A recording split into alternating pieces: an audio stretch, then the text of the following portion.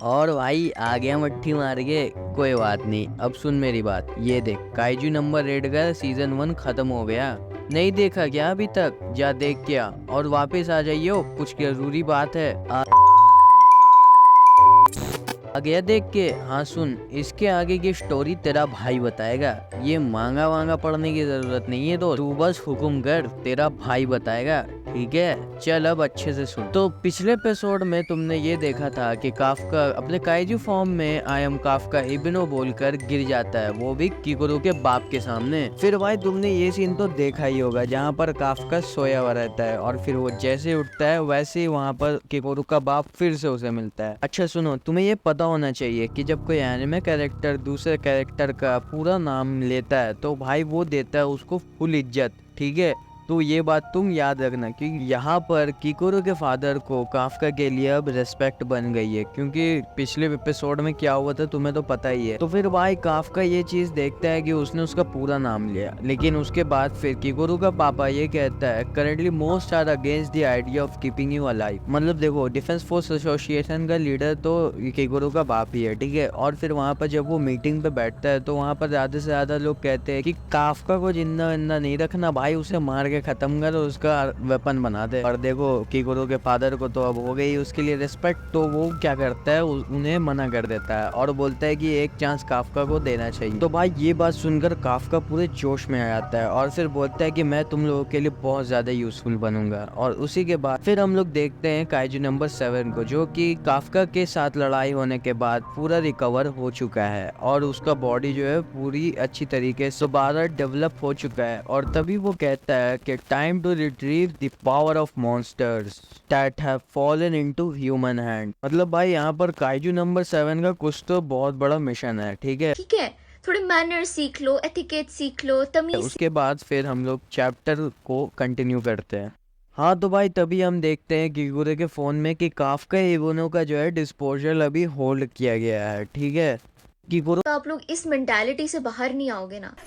बहन की लोड़ी रांड। तो बहुत ज्यादा ये बात सुनकर खुश भी होती है, पर फिर वो बोलती है कि उसे खुश ऐसा नहीं होना चाहिए, क्योंकि वो उसने देखा था कि आखिर काफका क्या चीज है। तो फिर वो कहती है कि अगर कोई अनफॉर्चुनेट टाइम पर अगर उसे काफका को रोकना पड़ा तो फिर उसके लिए उसे बहुत ज्यादा पावरफुल होना पड़ेगा। ठीक है, तभी वहाँ पर किकुरु के सामने एक लड़का आता है और कहता है कि मैं तुम्हें गाइड करूंगा कमांडर के रूम तक जाने के लिए। और इस बंदे का नाम होता है ईजी हासेगावा, ये वाइस कमांडर होता है फर्स्ट यूनिट का। ठीक है, तो फिलहाल के लिए हम इसे हासेगावा बुलाएंगे अपनी इस वीडियो पे।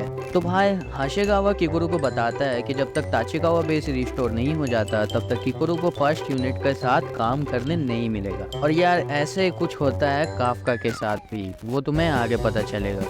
और किकुरु इस बात से भी एग्री करती है कि क्योंकि उसे अब काफका के लेवल तक जाना है तो इसलिए उसे फर्स्ट यूनिट के साथ स्ट्रांग होना ही पड़ेगा। तब यहाँ पर हासेगावा और किकुरु कमांडर के गेट के पास पहुंच ही जाते हैं और फिर जैसे ही वो वहां पर पहुंचते हैं, अब भाई किकुरु फर्स्ट कमांडर से सीखने के लिए एकदम रेडी रहती है। और वो जैसे ही अंदर जाती है वैसे ही भाई उसे दिखता है एक अजीब सा लड़का जो कि गेम खेल रहा होता है और अपने रूम को बिखेर कर रखता है।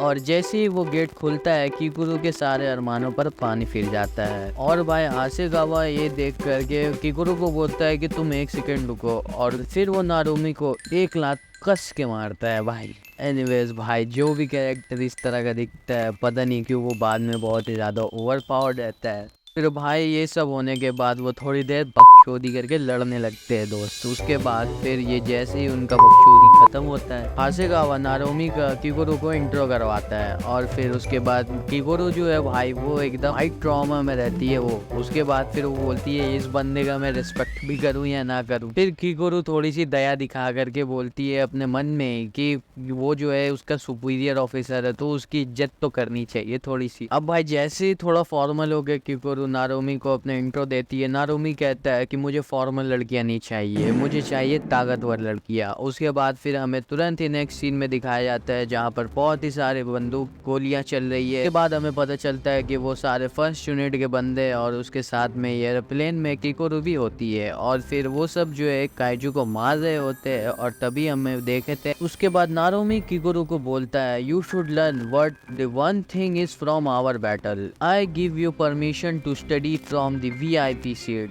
Dignity, diligence, appearance, manners. I don't seek any of that from you. मतलब नारोमी किकुरु को ये बोल रहा है कि तुम्हें एक चीज़ मेरे बैटल को देख करके समझना पड़ेगा, और मैं तुम्हें इस बैटल को देखने का मौका दे रहा हूँ, वो भी VIP सीट पे बैठा कर। और मुझे तुमसे ना ही कोई रिस्पेक्ट चाहिए, ना ही काम में कोई एफर्ट चाहिए, ना ही तुम्हारा कोई अच्छा अपीयरेंस या ही कोई मैनर्स। मुझे अगर तुमसे कुछ चाहिए तो वो है कि मैं तुम्हें जापान का सबसे स्ट्रॉन्गेस्ट एंटी मॉन्स्टर फाइटर जैसा देखना चाहता हूँ। तो भाई ये चीज़ सुनकर ना नारुमी के साथ कनेक्ट हो पाती है कि आखिर उसे जो चाहिए था नारुमी उसे अब वही दे रहा है। भाई उसको चाहिए था पावर, और नारुमी उसको पावरफुल होने के लिए कह भी रहा है। अब भाई नारुमी को एक न्यूज़पेपर मिलता है जिसमें मीना हाशिरो की नई अचीवमेंट के बारे में लिखा हुआ होता है, और ये देख करके नारुमी फिर से जेलस फील करने लगता है। और फिर वो किकुरु को बताता है कि देखो मीना हाशिरो कैसे ट्रेंडिंग में चल रही है, और फिर वो खुद को जो है इंटरनेट पे खोजने लगता है, ढूंढने लगता है, और वो ऐसा करता है जेलस होने की वजह से। और फिर किकुरु बोलती है कि क्या ये जापान का सबसे स्ट्रॉन्गेस्ट है, और ये खुद को सर्च कर रहा है। और फिर तभी नारुमी को फ़ोन आने लगता है, पर वो उसको उठाता नहीं है क्योंकि वो बोलता है कि ये कोई बोरिंग सा चीज़ होगा या फिर हासेगावा का कोई बातचीत होगा। और फिर नारुमी बोलता है कि मैं दोपहर को कहीं भी बेकार जगह पे जाना नहीं चाहता हूँ। और उसके बाद तभी वहाँ पर हासेगावा आता है और फिर नारुमी को मारता है 1 लात कस के। और फिर हासेगावा नारुमी को पकड़ के टांग के लेके जाने लगता है। तभी नारुमी पूछता है कि क्या ये इतना इम्पोर्टेंट है, तो फिर हासेगावा बोलता है कि ये मॉन्स्टर नंबर 8 के बारे में है। एक्चुअली में ये और कोई नहीं, ये अपना काफ्का के बारे में ये बोल रहा होता है। और यहाँ पर हम देखते हैं कि काफ्का बहुत ही ज़्यादा पुशअप्स वगैरह कर रहा होता है, और वो जो है 5 दिन तक बेड से नहीं उठ पाया था। ठीक है, वो कुछ भी काम नहीं कर रहा था 5 दिन। और काफ्का यहाँ पर बहुत ही मोटिवेटेड रहता है और वो बोलता है I will do whatever they want, what should I do for the sake of my commanders who believe in me. मतलब वो एक्चुअली में अब इतना स्ट्रांग होना चाहता था कि वो अब उसको जो है कोई भी फाइट में काइजू बनने की ज़रूरत ना पड़े। और फिर तभी वहाँ पर कुछ बंदे आते हैं और फिर वो काफ्का को बोलते कि तुम्हें हमारे साथ चलना पड़ेगा।